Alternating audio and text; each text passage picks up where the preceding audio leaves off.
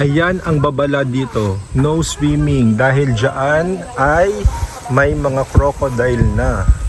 And we will have to see them ng malapitan.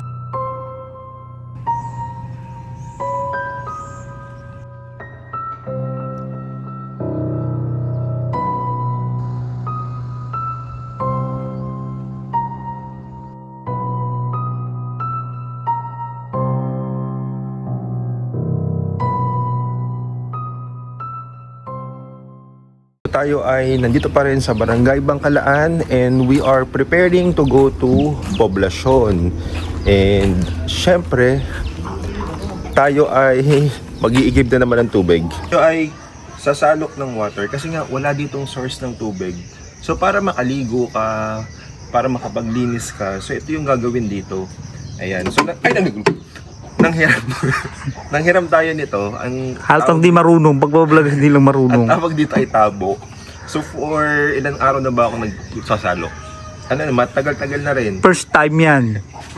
Ayan. So kukuha ka lang. Actually yung water niya, ito may water. Yung water niya ay sobrang baba. Oh. Ayan. Tapos, ayan. Aantay mo lang lumubog. Ayan.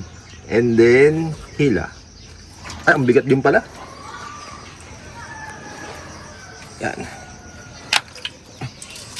Bibigat.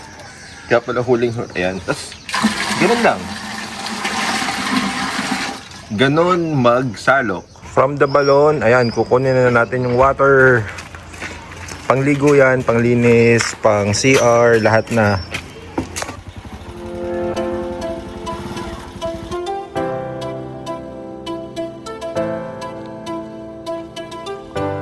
So nandito tayo ngayon sa port ng Bangkalaan and we're waiting for the speedboat para dalhin naman tayo sa pinaka main town proper.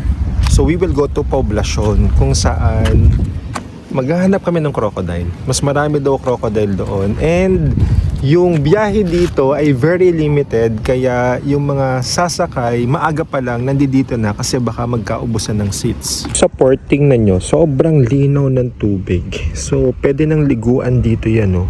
And look at that. So it's also white sand kaya ang ganda ng view dito pa lang sa port. May paparating ng mga pasahero kasi kailangan magunahan sa seats. Minsan nagpapareserve kami. Side naman may mga private resort kayong po pwedeng matuluyan pag napunta kayo dito sa Bangkalaan. Naman yung mga boat kung saan nandito yung mga goods na binili nila and makikita nyo yung mga products na meron dito sa boat ay coming from Malaysia. May crab. Ayun, no? Pwedeng hulihin. Yan.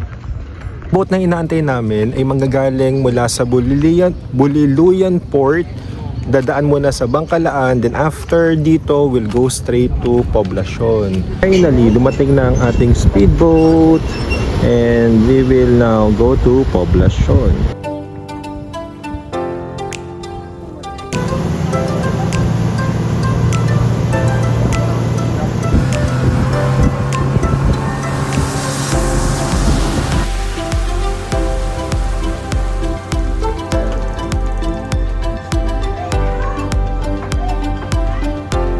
Mga sinasakyan ditong speedboat and from Bangkalaan kami ay nag-travel for 30 minutes lang kasi mabilis naman itong mga boat na ito.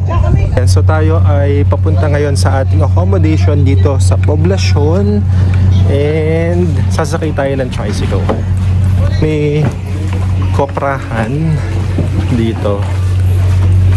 So ito yung aming tricycle pero ayan, malapit lang naman yung ating pagstayan. Dito tayo nagstay sa Jula Lodging House. Malapit lang din siya sa port. Ito yung mga rooms nila. So it's air conditioned, merong water, then there's a kitchen, meron ding mga CR din on the other side. Ito yung dining area. So pwede kayong bumili ng food, then you can eat here. Ang ikinaiba lang dito sa Poblacion kasi may signal na siya, so maganda yon.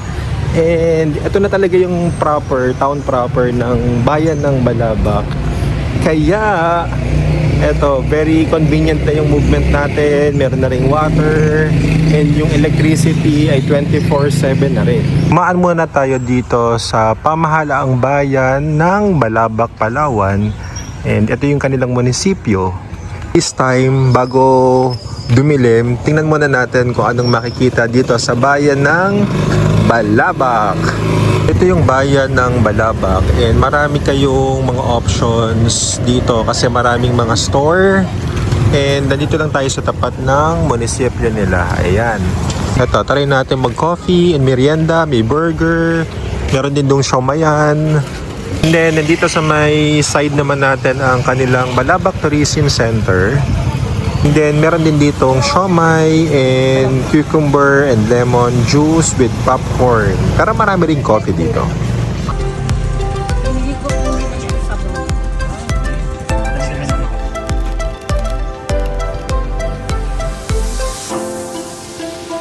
Ayan yung mga daing 130.